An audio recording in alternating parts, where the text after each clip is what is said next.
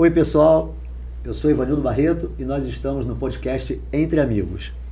No Entre Amigos de hoje, nós vamos conversar com um especialista em medicina integrativa. Mas não é só isso. Ele é médico, com especialidade em dermatologia, medicina integrativa. É um gonçalense que defende com unhas e dentes as suas origens e território. A família pioneira nessa cidade, no empreendedorismo, na medicina, né? E ele também tem um MBA em saúde e marketing pela COPEAD UFRJ, MBA em operadora de saúde pela FGV. Ele foi presidente do Plano de Saúde Amigo, que era um plano de saúde local, né, regional, com muitas vidas. Foi presidente da Casa de Saúde São José, um hospital tradicional em nossa cidade, né? Teve uma atuação política forte como vereador, primeiro suplente de deputado estadual e presidente do PSDB em São Gonçalo. Eu falo do amigo Aécio Nancy Filho, Dr. Aécio Nancy Filho. Aécio, muito bom ter você conosco aqui no Entre Amigos. Saudar primeiro aí a audiência do podcast aí do Entre Amigos e dizer da importância aí de você estar sendo aí o interlocutor desse podcast. É isso aí. A nossa conversa ela vai caminhar pela história dessa cidade, pelo empreendedorismo, pela medicina, né? E até em algo que hoje, pela política nacional, se você se sentir confortável em falar, tem hora que a gente tá tão saco cheio, né? Aqui a gente não tem muito papas na língua não, sabe? Podcast é diferente um pouco de televisão, que aqui a gente rasga o verbo mesmo, de vez em quando sai até uns palavrões ainda, né? Mas se tiver à vontade para falar sobre essa desgastante política nacional, mas também sobre uma coisa que me desperta muita curiosidade, eu acho que tem muita familiaridade hoje, que é o mercado de investimentos, né? E fazer poupança. Nós, brasileiros, temos que aprender a fazer poupança, né? Mas eu queria primeiro saber o seguinte, Aécio, você depois que, vamos dizer, se aposentou da gestão, né, empresarial e hospitalar, você veio para a medicina integrativa, né? E a gente, eu acho que pouca gente já ouviu falar na medicina integrativa, acho que muita gente, né, nas camadas da sociedade, da população de modo geral, ouviu falar, ou pelo menos foi contemplado, como eu particularmente pude ser contemplado, né, pela medicina integrativa e hoje está tendo melhor qualidade de vida, né? Como é que é esse negócio? O que é isso, medicina integrativa? Se você puder falar para a gente. Então, medicina integrativa, vou tentar ser o menos científico possível e o mais elucidativo possível. A medicina integrativa, na verdade, é a medicina que olha o todo no ser humano. Na verdade, é o olhar, fazendo uma analogia, para a floresta e não para a árvore. Olha a causa e não o efeito, é isso? Olha a causa e não o efeito, exatamente. Quer dizer, essa é uma das leituras da medicina integrativa. Em última instância, quando você fala em medicina integrativa, medicina funcional ou medicina ortomolecular, é a mesma coisa. Em última instância, a medicina funcional olha as vias bioquímicas, olha a célula, olha os recônditos do que nós temos nos nossos órgãos, que é a célula. Então, na verdade, é um olhar, digamos assim, com um microscópio para a realidade do que acontece dentro do nosso organismo. Do que a gente come, do que a gente se faz, né, como ser humano, do que a gente se desgasta, né? A gente come errado, é isso? A gente vive muito errado, é isso? Eu diria o seguinte, né? A gente hoje, a gente tem não só uma dieta, né, não só uma alimentação anti-DNA, né, sob o ponto de vista aí evolutivo do ser humano, como também, independente do fato da gente ter uma alimentação hoje muito voltada para o industrializado, muito voltada para uma pirâmide alimentar. O que é uma pirâmide alimentar? Uma pirâmide alimentar, na verdade, é o percentual de ingesta no dia a dia que a gente tem de carboidrato, quer dizer, de açúcares, de gorduras, os lipídios, e de proteínas. Então, fica flagrante quando a gente olha a evolução do ser humano, que lá atrás, né, na era das cavernas, né, os nossos ancestrais, a pirâmide alimentar era absolutamente prevalente com proteína, em segundo lugar com gorduras e por último com açúcares. Então hoje, se você olhasse cada um de nós quando olha no modelo de alimentação ocidental, existe uma prevalência de carboidrato, de açúcares, em detrimento da proteína e da gordura. Então, obviamente, isso acabou causando uma série de alterações no nosso metabolismo, levando a maioria dessas doenças que a gente chama doenças degenerativas ou doenças metabólicas. Cito aqui a hipertensão arterial, cito aqui as doenças coronarianas, né, que cursam lá com as diabetes. O diabetes, com absoluto, o diabetes seria aí o carro-chefe. O açúcar, hoje, então, o açúcar que a gente quer o docinho em tudo, né? A gente quer algo mais docinho, algo mais... É o que eu já ouvi você falar da gourmetização, não é? É isso o termo, né? Eu diria o seguinte, eu diria que nós fomos abduzidos, o nosso paladar foi abduzido. Por pelo quê? açúcar. Na medida em que os refinados começam a surgir com mais força, até por uma questão populacional. Você, para alimentar... Quando a gente remete para o século XIX, por exemplo, a população era muito menor que a do século XX e que a de hoje. Pós-Primeira Guerra, Segunda Guerra, né? Principalmente ali na Primeira Guerra, começou-se o hábito do uso dos refinados e depois dos embutidos industrializados. Refinado que você fala é o arroz branco, o açúcar. Refinado seria o açúcar, tudo que não é a farinha, o pão branco. De uma maneira geral, os pães, toda a cadeia que você ingere hoje tem grande parte contida o carboidrato. Grande parte. E pior que isso, né? Pior que isso é a necessidade de você preservar esses alimentos com aditivos, com edulcorantes, com uma série de produtos. Aquilo que deixa 3 meses na prateleira, né? 3, 6, você tem sem estragar. Produtos com 8 meses de prateleira.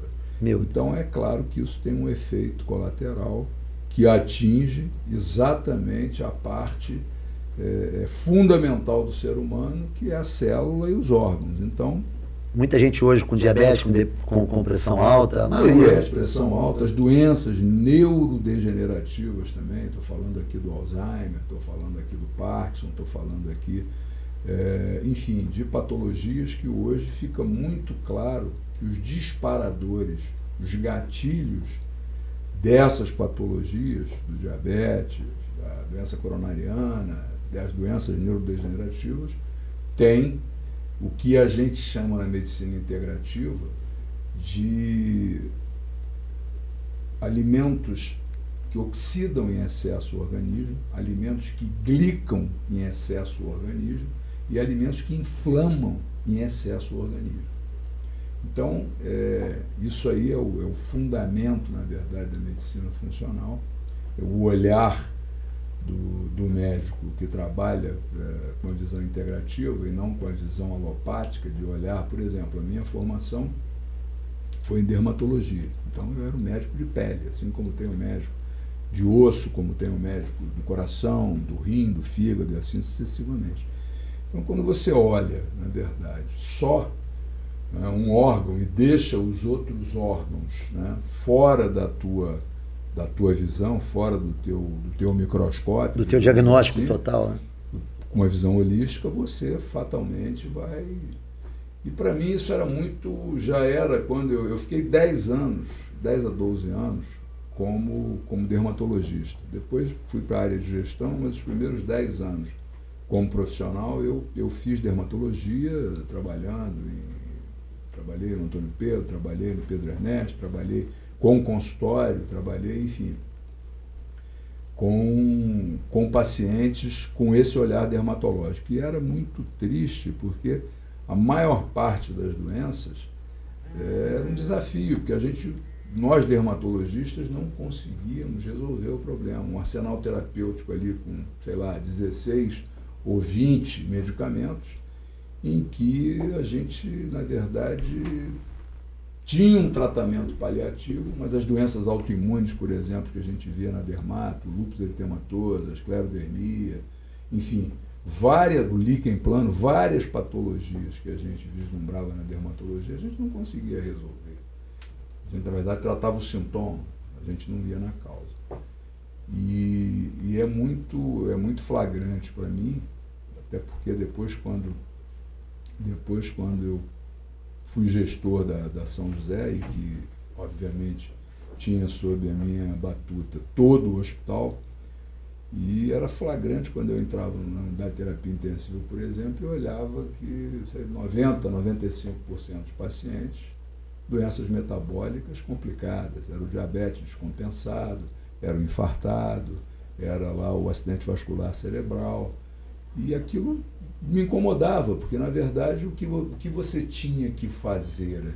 Enxugar gelo, né? O tempo todo. Literalmente enxugar gelo. A qualidade de vida das pessoas extremamente afetada, porque, obviamente, se você não consegue precocemente entender que a tua alimentação é o que, na verdade, vai te dar um direcionamento para uma qualidade ou para uma longevidade mais saudável, se você não se conscientiza ou se a sociedade perdeu essa consciência, é fundamental que, e isso já está acontecendo hoje, você tem hoje 5% talvez dos médicos no Brasil, além da especialidade, trabalhando com ferramentas de medicina integrativa, o que é muito bom, porque você consegue, de alguma maneira, olhar o seu paciente com uma visão holística, e não olhar lá a pele, fazer lá uma terapia dermatológica, e não olhar o todo. Eu tive notícia que o município, a cidade de São Paulo e o Estado, o governo do Estado, eles estão tendo uma preocupação forte com essa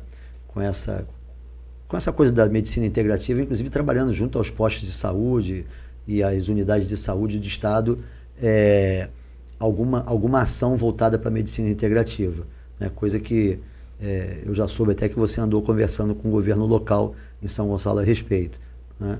Alguma coisa, andou ventilando, né, dessa necessidade de ter um olhar integrativo para os pacientes, para os munícipes, né? Isso aí acho que vai ser o grande desafio das políticas públicas, porque na medida em que você tem, né, uma população que, em média, né, você vê o seguinte, as gerações que nos precederam, principalmente aquelas que já vieram já com as vacinas e com todo esse arsenal terapêutico que a gente tem hoje, em tese deveria ter uma longevidade com mais qualidade. E o que a gente está observando hoje é que é muito precoce, por exemplo, os diagnósticos de diabetes, os diagnósticos de coronariopatia, os diagnósticos de neuropatia, todas essas doenças que, na verdade, a cada dia que passa, né, com toda, por exemplo, com a descoberta do Projeto Genoma, no começo do milênio agora, com toda ferramenta tecnológica que hoje se tem, fica muito evidente. Um exemplo disso, por exemplo, a relevância que o intestino ganhou como um órgão fundamental. Me fala sobre isso. O intestino, segundo o primeiro cérebro, né? Na verdade, hoje já se tem uma farta literatura, qualquer um aí pode ir lá no Google Acad e dar lá uma googada e falar lá o intestino e a imunidade, o intestino e a produção de neurotransmissores, o intestino e a imunidade, enfim. Descobriu-se, né, principalmente do começo do milênio para cá, que as bactérias que, na verdade, habitam a flora intestinal, o nosso bioma intestinal, tem uma relevância enorme, absoluta, nas condições de harmonia, de homeostase no nosso organismo. Não só a nível de órgãos como o fígado, como o rim, como o pulmão, como... Coração e intestino tem... Coração, intestino, mas relação. Principalmente o cérebro. Hoje já se sabe, se você não tiver uma eubiose, que é uma harmonia entre as nossas células intestinais e as nossas bactérias, porque é uma coisa que é só a gente olhar para a evolução. As bactérias chegaram aqui muito antes da gente. Então, em última instância, nós não somos hospedeiros delas, elas nos hospedam.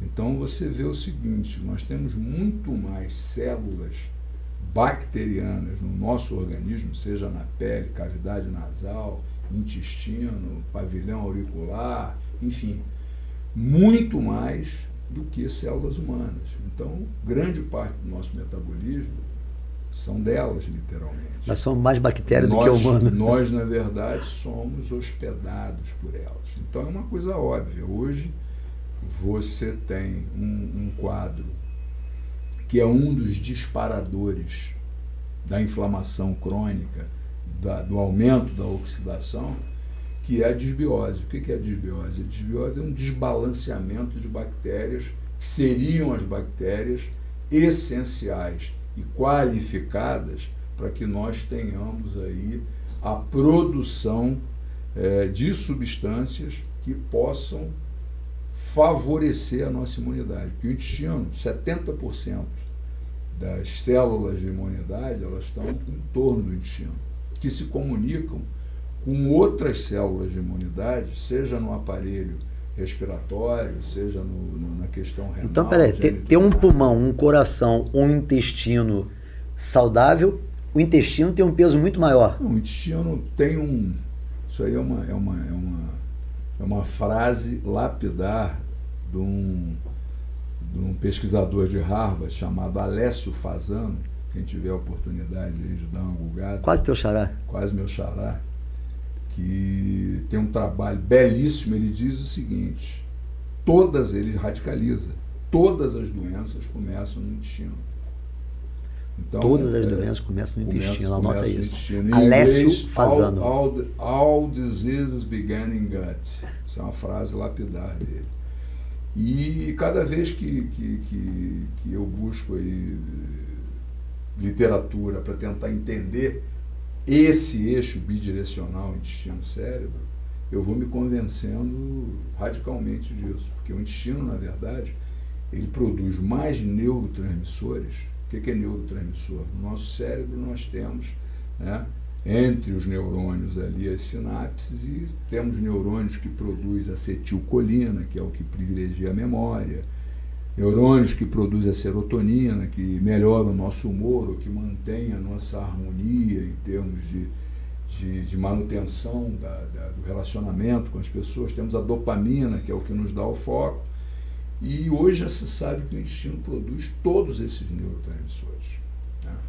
Então, o avanço que a medicina teve, sob o ponto de vista de ter uma compreensão do ser humano através dessas vias bioquímicas, dessas vias que, em última instância, favorecem uma harmonia, no nosso bem-estar, ou seja, você é saudável na medida que você consegue entender que a tua alimentação ela é 90% da tua saúde. Eu ousaria dizer que 10% seria o que você pensa, porque também pensar, até pelo eixo hormonal ali, a gente tem o hipotálamo com a hipófise lá, que qualquer estresse você manda uma mensagem e isso aí decodifica uma via bioquímica que pode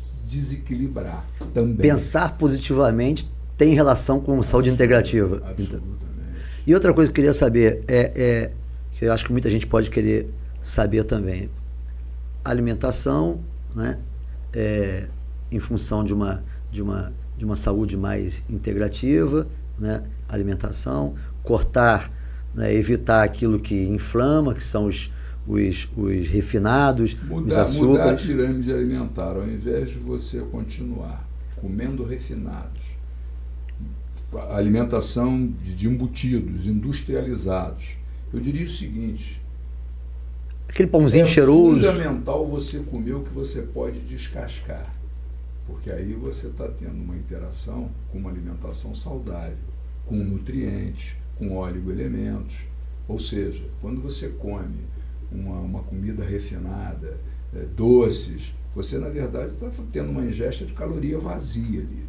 Caloria vazia por quê? Você na pirâmide alimentar você está ingerindo ali 100% de açúcar, né?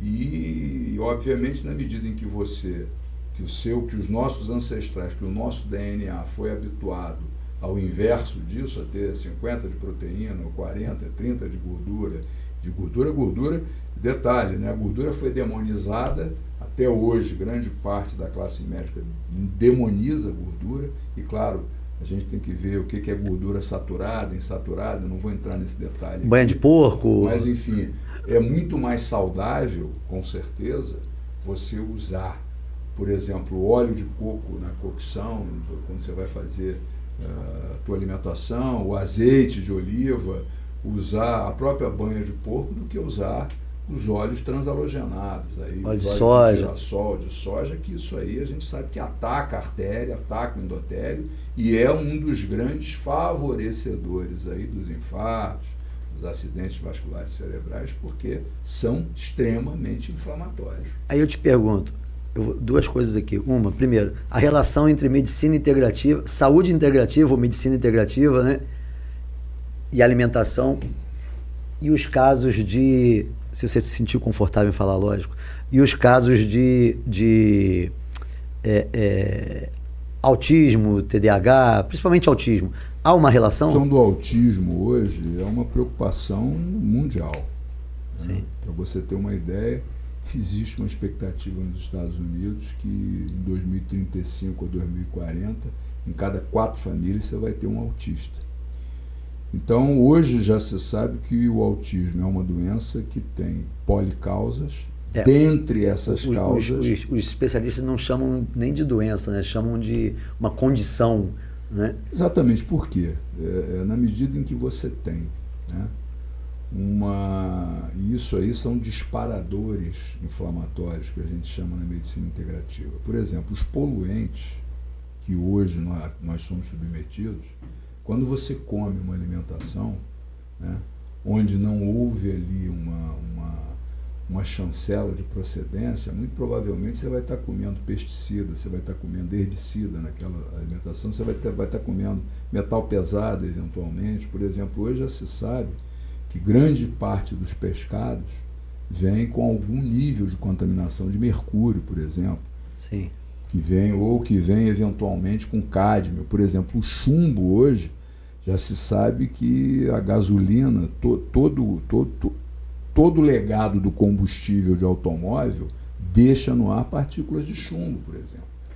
Então, hoje, uma das ferramentas diagnósticas que a gente tem na integrativa é fazer um exame chamado mineralograma, principalmente o mineralograma capilar, que é o mais eficiente aí para você analisar qual o nível de poluentes, de metais pesados que teu organismo tem. Existem formas de você fazer o detox disso aí. Existem nutracêuticos que você consegue definitivamente fazer um detox. Então, o efeito... Um desses disparadores que seria. Uma outra coisa relevante hoje, que já se sabe, acho importante falar depois, é a questão do sono, por exemplo. Né? Então, até metade do século XIX, por exemplo, não existia luz. Você não tinha, né? A eletricidade não existia, você não tinha lâmpada elétrica. Hoje a gente tem uma poluição luminosa que afeta diretamente o sono, a produção de um hormônio fundamental chamado melatonina, produzido numa glândula chamada epífise pineal. Então, grande parte das pessoas, isso é uma é uma constatação hoje, tem distúrbio de sono. Pô. E o sono tem uma curiosidade, existe o sono cronológico e o sono biológico. Né? O sono biológico, ele na verdade é eficiente, cada 1 hora de sono biológico, que vai até meia-noite, são 2 horas de reparo. Depois disso, cada hora de sono são 15 minutos de reparo, falando de um sono reparador que você acorda no dia seguinte com o teu organismo absolutamente pronto para receber o cortisol, que é o hormônio que te dá, que era o hormônio de rota ou fuga. Quando o cara estava na caverna lá, quando via lá um leão, era o cortisol produzido lá na adrenal que dava essa dinâmica dele poder ter a explosão efetiva para viver o dia a dia, para enfrentar o estresse em última instância. Então, isso é uma coisa relevante. A gente está falando de disparadores de inflamação do trio terrível lá para as células. A inflamação, a glicação e a que o sono interfere nisso. O sono é fundamental. Você vê, a melatonina, ela é uma molécula que tem em todos os organismos vivos, vegetais, animais. Olha o que é esse hormônio. E a maioria das pessoas hoje trabalham com baixos níveis de melatonina, com sono, com uma qualidade de sono muito ruim, um sono pouco reparador. Hoje, se você entrar no Google Acad e tentar entender quantas funções a melatonina tem, a melatonina é um antioxidante, é um anti-inflamatório. A melatonina, ela tem uma função, ela é como se fosse um sentinela visitando todo o organismo, dizendo o seguinte: olha, tem um problema aqui. Atenção, fazendo um checklist do organismo. Faz um checklist do organismo. Tanto é que a pineal seria, digamos assim, um maestro da orquestra hormonal. Você tem lá a pineal, depois você tem lá a hipófise, depois você tem lá a tireoide, e numa ordem aí hierárquica, como se fosse uma orquestra, você tem lá a importância do pâncreas endócrino produzindo a insulina, que é um hormônio fundamental para explicar as doenças metabólicas, a adrenal e as gônadas. Então, quando você fala de hormônios e da saúde integrativa, por exemplo, a pessoa que estiver preocupado aí, será que lá na frente eu posso ter uma disfunção de tireoide, um câncer de tireoide, né? Se essa pessoa procura um especialista na medicina integrativa, né, seja um endócrino, seja o clínico dele, né, voltado para a medicina integrativa, ele pode ter um olhar melhor, monitorar esses hormônios dele e podendo evitar um câncer de tireoide, por exemplo, indo bem no extremo. Né? Então, a tireoide é uma glândula muito importante. Ela produz um hormônio chamado triiodtironina, que seria a centelha, seria assim como se fosse a vela que dá ignição. Aqui no exame vem THT, é esse? Hein? É o THT que vem no exame? É o T3. T3 do exame. T3 é a triiodtironina, que é o hormônio bioativo. O T4 é um pré-hormônio. O T3 é o hormônio que vai lá na célula e dá ignição para transformar o ADP em ATP. Isso é papo bioquímico, mas todo mundo sabe que o ATP... Mas a maioria dos médicos não pede esses exames. Ele é o nosso combustível. Se você tem um ATP baixo, muito provavelmente, todas as tuas funções metabólicas, todas as tuas funções energéticas vão estar comprometidas. Então, onde é que eu quero chegar? Se você consegue ter um olhar crítico, fazendo uma análise dos marcadores que podem efetivamente mostrar para um médico que efetivamente a parte metabólica desse paciente está desequilibrada. Então, é muito claro hoje, por exemplo, que você tem que olhar além, por exemplo, eu vou dar um exemplo, diabetes. Diabetes é uma outra doença que, meu Deus do céu, virou uma epidemia. Hoje você encontra adolescente ou jovem de 18, 19 anos com diabetes tipo 2. Sim.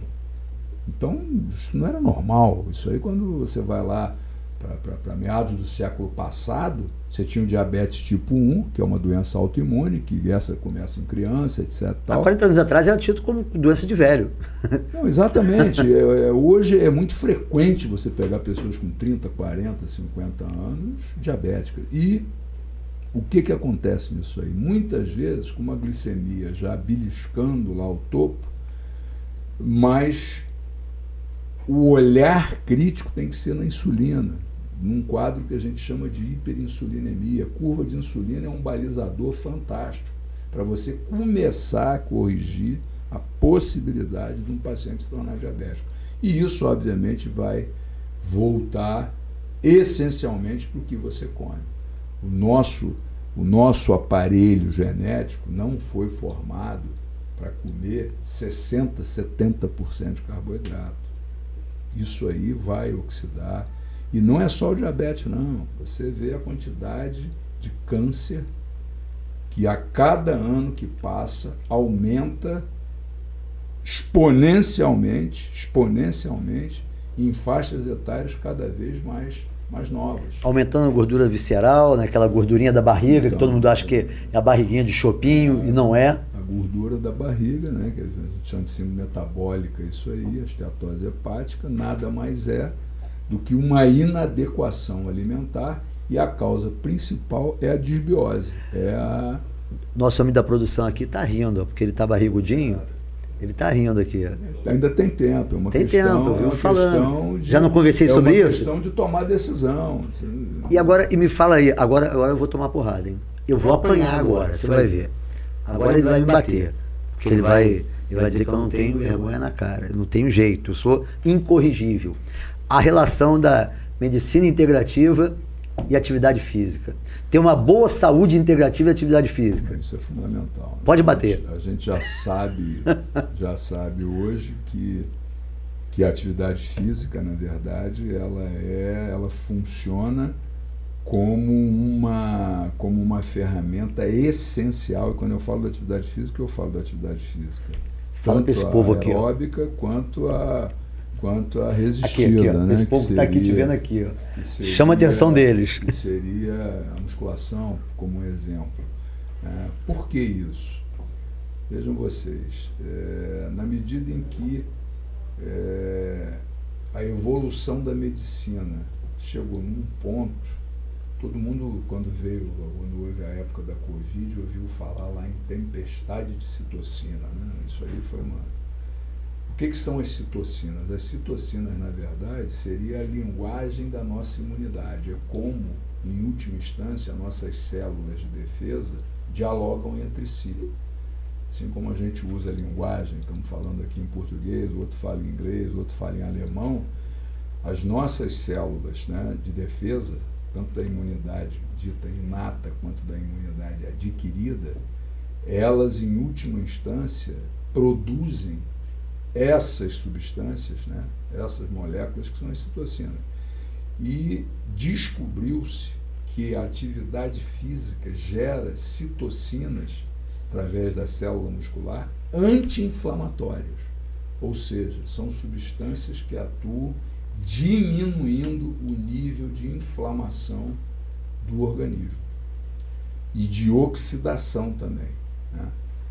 Então, a relevância da atividade física, não só por esse aspecto da imunidade, já seria o suficiente, mas o ser humano, se você olhar na nossa ancestralidade, o ser humano, o corpo exige movimento, né? Nós não podemos, e na medida em que a sociedade, a modernidade veio, o ser humano foi se tornando sedentário. Sim. Né? Então, hoje é frequente nós olharmos, se nós caminharmos nas ruas, o percentual de pessoas acima do peso, né, com índice de massa muscular fora completamente de propósito, e a gente sabe que hoje... O elevador, o controle remoto, a escada rolante... Tudo que traz o conforto, na verdade, te tira, né, a possibilidade de você estar vivendo como o seu gene deveria estar vivendo. Nós somos, o que nós somos?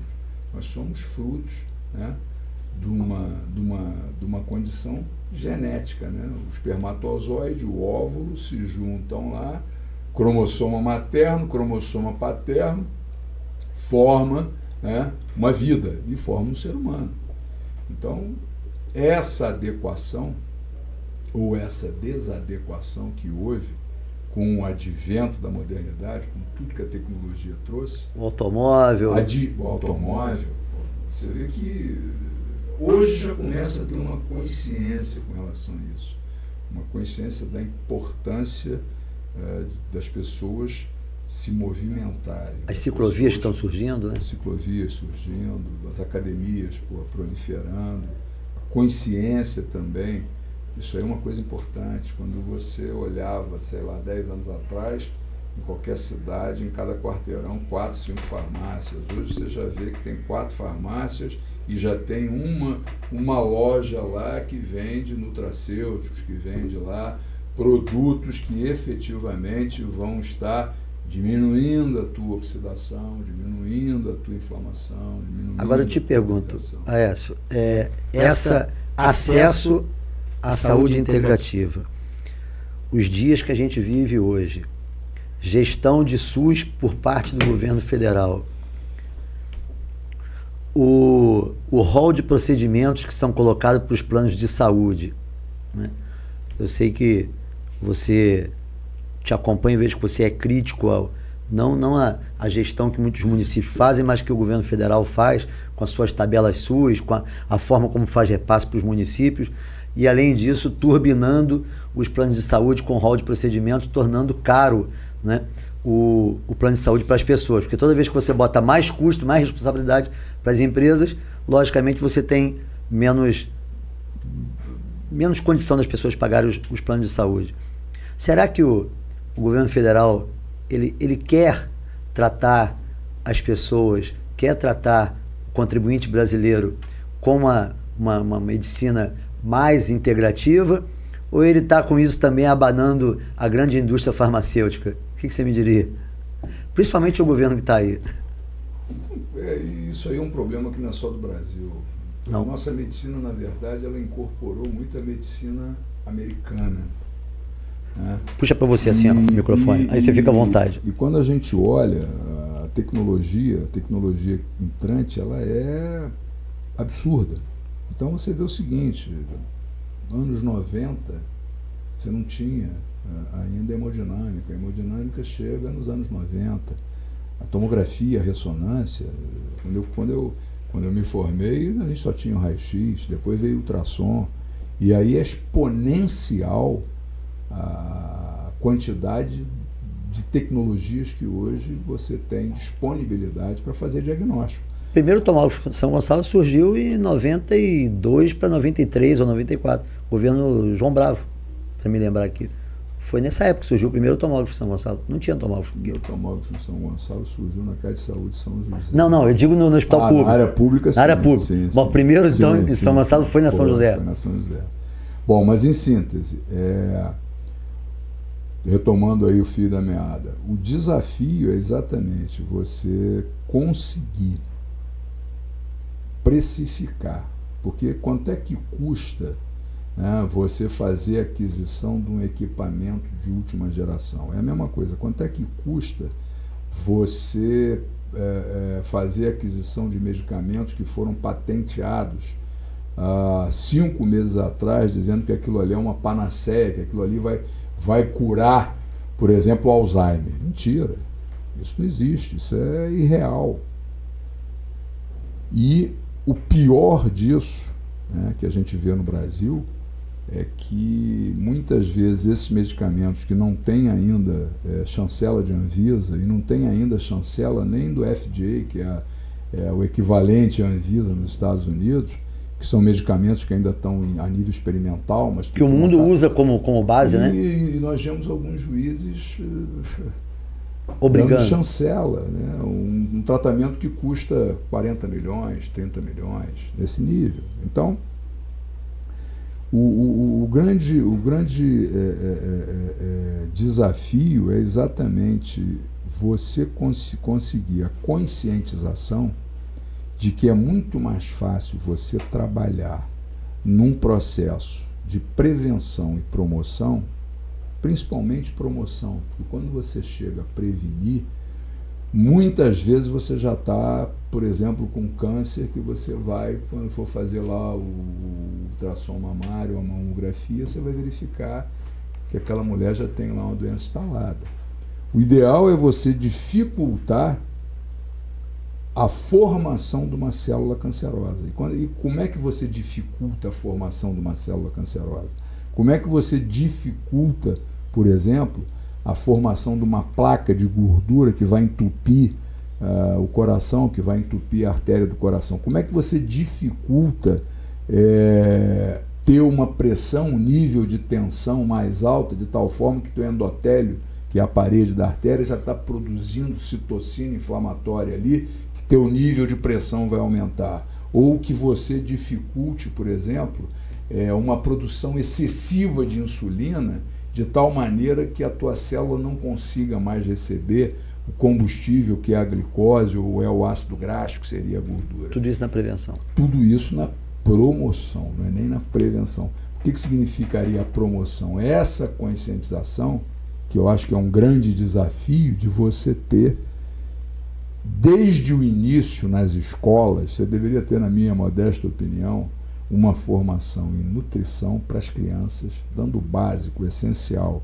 O que é um nutriente que tem efetivamente o que é essencial para o nosso organismo, ou seja, nutrientes que tenham vitaminas A, D, E, K. Hoje a gente já sabe que existe aí uma epidemia de deficiência de uma vitamina que é essencial, que é a vitamina D, por exemplo. É uma das moléculas absolutamente relevantes para a nossa imunidade. Então eu estou salteando coisas aqui, em última instância, para dizer o seguinte: é muito mais fácil você, lá na base, na criança, estimular, não abduzir essa criança com bala, com doce, que essa é a regra. Os pais, muitas vezes, para se ver livre da criança, e obviamente isso é uma cultura estabelecida, instalada, então você desconstruir isso é um desafio. E eu acho que esse desafio passaria desde a escola primária lá, uma conscientização do corpo docente, das professoras, levando o seguinte: o que é essencial? Como é que funciona a dinâmica nutricional? Isso aí é um problema grave. Nós, na faculdade de medicina, não estudamos nutrição. Isso é um drama. Médico não conhece nutrição? Não conhece, pô. Não conhece. Nós não temos. Eu acho que até hoje não tem. Você não tem. E se tivesse essa cadeira, de nutrição, você teria. Isso aí é uma profundidade enorme. Você entender a dinâmica de todas as vias, de um carboidrato, de um disacarídeo, de um óleo sacarídeo. Vocês têm bromatologia, não, né? Bromatologia, cara. Não, claro que não. Não, né? Claro que não. Como é o biomédico tem, o farmacêutico tem. O biomédico talvez tenha bromatologia. Então, o que eu defenderia, e acho que esse é um desafio, que em alguns municípios do Sul isso já está acontecendo, esses fundamentos na importância dos nutrientes para a criança, para a gestante, para o adolescente, o jovem, porque se você consegue conscientizar nessa idade, você não vai abduzir o teu paladar. E ainda tem o problema aí da gastronomia, que na verdade evoca em demasia, uma alimentação, digamos assim, onde o refinado que eu digo, toda a indústria do refino, o refino do trigo, o pãozinho cheiroso que a gente passa, aquele cheirinho gostoso. Deus do céu. Hoje já se sabe que o pão, por exemplo, tem uma substância chamada glúten, que é um dos grandes gatilhos da disbiose intestinal, porque a gliadina, que é a proteína do glúten, ela atua desconstruindo a união entre as células do intestino, abrindo célula do intestino e deixando penetrar na circulação antígenos ali que são grandes causadores das doenças autoimunes. Meu Deus. Tireoidite de Hashimoto, na tireoide, enfim. O avanço que a medicina teve nesses últimos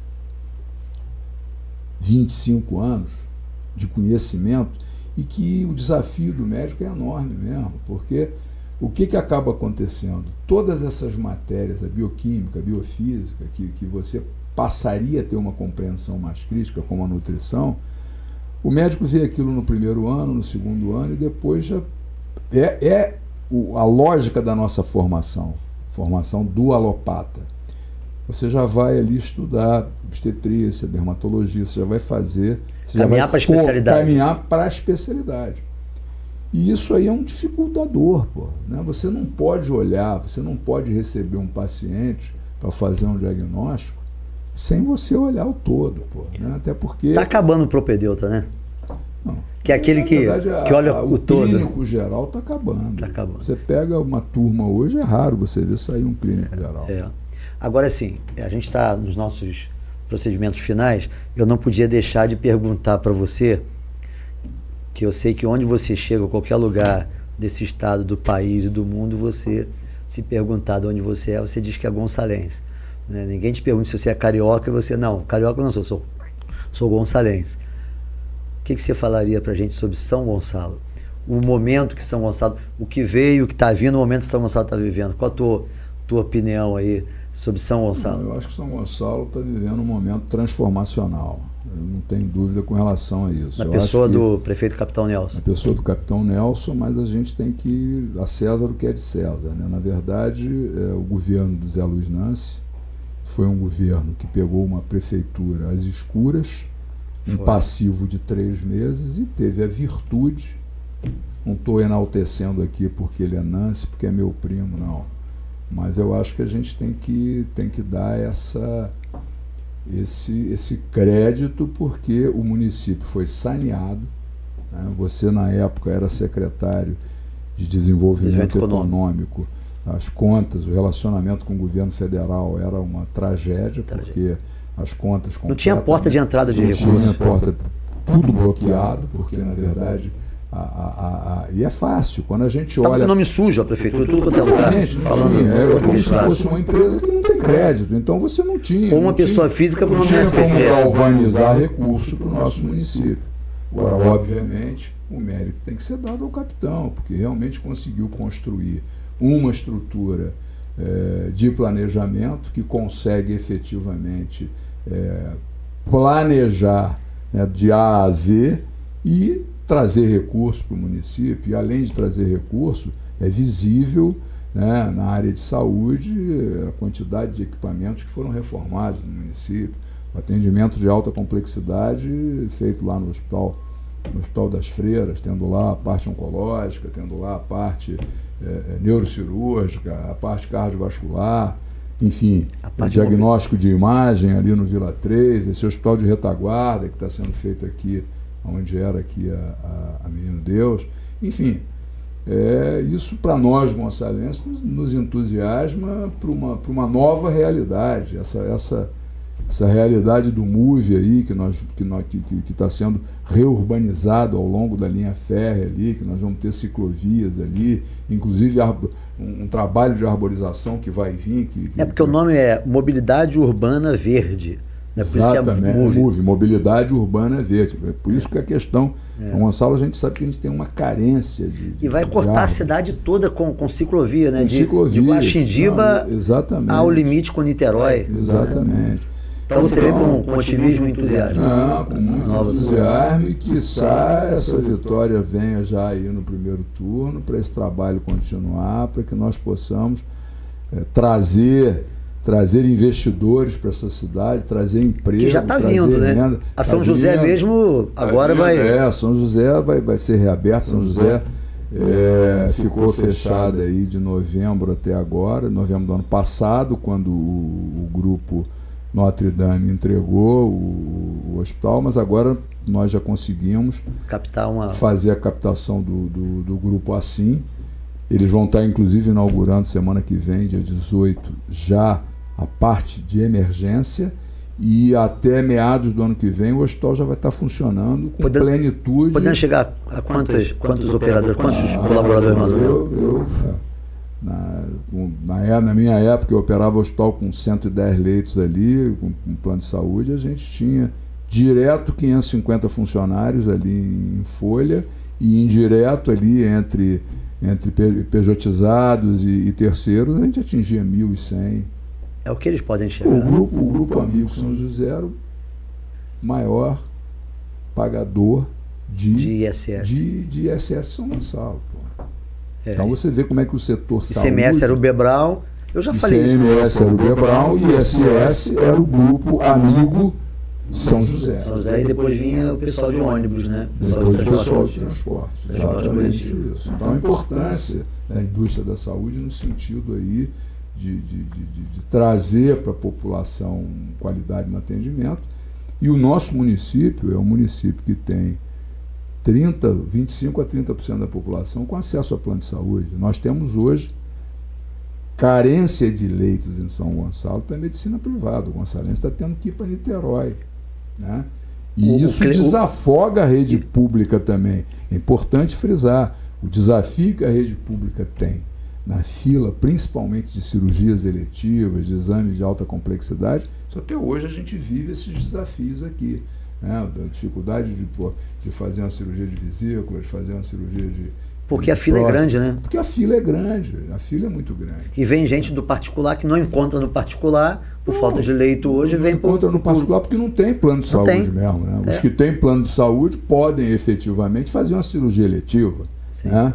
Fazer um exame com uma velocidade, um exame que você tenha premência de fazer. Mas em síntese, é flagrante que houve uma melhora assistencial enorme. Né? Você vê, quem fazia todas as angioplastias e as angiografias éramos nós na São José. Até que teve um ilustre secretário de saúde na época que desmobilizou tudo e os pacientes de São Gonçalo estavam indo aí fazer exame em Vassouras, Valença, morrendo no meio do caminho. Pois é, cara. Né? Você sabe muito bem quem é o secretário de saúde que da época, né? Conheço. O governo Mulim. Conheço a história. Isso tem que ser dito. Mas olha, eu fico muito feliz de ver seu entusiasmo por São Gonçalo, você que é um empreendedor, né, de sucesso, já podia, como muita gente faz, podia estar rodando aí pelo mundo, mas está aqui ajudando São Gonçalo, ajudando o estado do Rio de Janeiro e toda a nossa região. Eu tinha muito mais para conversar, mas a gente tem hora, você também tem uma agenda apertada, foi difícil, né, organizar essa agenda aqui, e qualquer hora vamos voltar para a gente conversar um pouco sobre política nacional e o que eu falei, sobre fazer poupança. Né? Saber investir, como investir e por que a geopolítica do mundo impacta nos investimentos, né? Por que tem tanta gente indo embora do Brasil, tanto empresário mudando seu domicílio fiscal. Isso aí a gente vai conversar numa próxima oportunidade, que eu sei que você está com hora aí, né? E não dá para a gente alongar, mas eu quero depois ouvir isso de você, que as pessoas, que eu já ouço, mas que por sermos amigos, e que as pessoas entendam também que taxar mais empresas, taxar grandes fortunas, taxar herança, não é fazer política pública, não é enriquecer os cofres de governo, né? Isso eu tenho certeza, eu sei mais ou menos o que você pensa, mas a gente deixa isso para uma próxima oportunidade. Tá bom, Aécio? Muito obrigado. Maravilha, Ivanildo, parabéns aí pela iniciativa e vamos em frente aí. E por isso que as pessoas podem dizer, mas ele só traz os amigos. É entre amigos, né? Aqui é papo reto e é entre os amigos, e é entre amigos, tá bom? Muito obrigado a você que nos assiste e até o próximo podcast Entre Amigos.